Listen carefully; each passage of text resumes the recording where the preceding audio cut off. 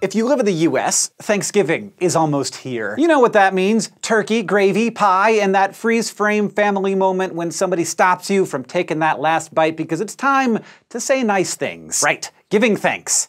That's a thing, in addition to the food. For centuries, philosophers have considered gratefulness to be an essential value, and based on all the gratitude journals in every Barnes & Noble, we still think it has a lot of power for the person being thanked and the person doing the thanking. Now, psychologists define gratitude as the feeling you get when you receive something you perceive as valuable, whether that's a compliment or a hot meal. And they have a couple of ideas about why gratitude makes us feel so good, although the science isn't always straightforward. One idea is that gratitude tells others that we're up for pro-social behavior, which is doing stuff that helps other people. Basically, it's worth the risk and energy to be nice to a grateful person because they might return the favor. Another idea is that receiving gratitude allows the person helping out to feel capable and valued by other people. Both of those things have been shown to be super motivating. But this doesn't quite explain why gratitude feels good when you're giving thanks instead of receiving it. So some researchers think that gratitude actually improves the quality of relationships, whether they're new or long-term,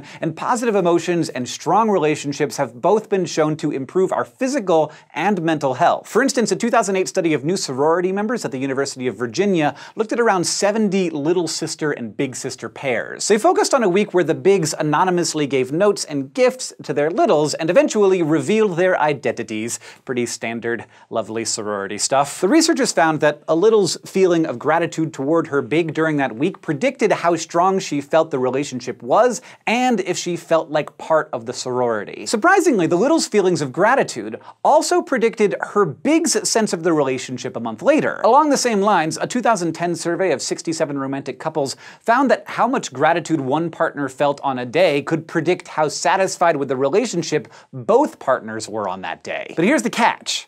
It's gotta be real. Fake thank yous don't cut it, and expressing your appreciation for a stranger on the street is harassment, so just don't. In that 2010 study of romantic relationships, researchers tried to look at the difference between feeling indebted and truly grateful. The couples were asked how often they felt grateful, appreciative, or thankful for something their partner did versus how often they felt like they owed their partner one. Of course, sometimes both emotions happen at the same time, but gratitude predicted relationship satisfaction while indebtedness by itself did not. There's also some evidence that genuinely feeling thankful is what's most important. A 2011 study of 50 married couples found that a person was more satisfied with their relationship when they felt and expressed gratitude for their partner. But here's the thing, the partner felt good about the relationship when the first person reported feeling gratitude, but expressing gratitude didn't seem to matter. The researchers thought this might be because, like, thanks, honey could feel less genuine, like maybe even something sarcastic, like a throwaway line or even a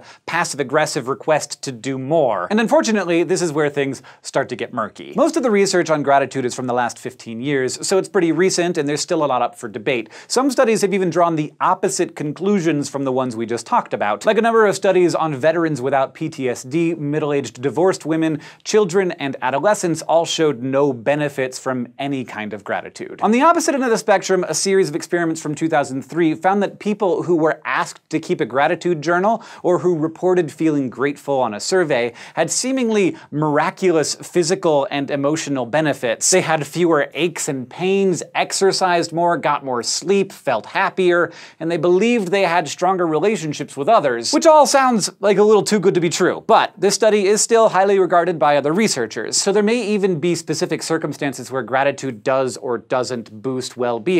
Psychologists don't have it all figured out yet. But I'll leave you with this. In some studies where participants reported when they felt or expressed gratitude over a few weeks, researchers found that they did it more towards the end. This seems to suggest that even being reminded to be grateful could cause us to feel and express more gratitude. So maybe this is something we should do more than once a year over turkey, or at the very least, we could really mean our thank yous. And on that note, I want to genuinely thank, here Thanksgiving time, our patrons for giving their support, because SciShow Psych would honestly not exist without you. If you would like to become one of those people, you can go to patreon.com/scishow, and if you just want to support us by watching our content, you can go to youtube.com/scisshowpsych and subscribe.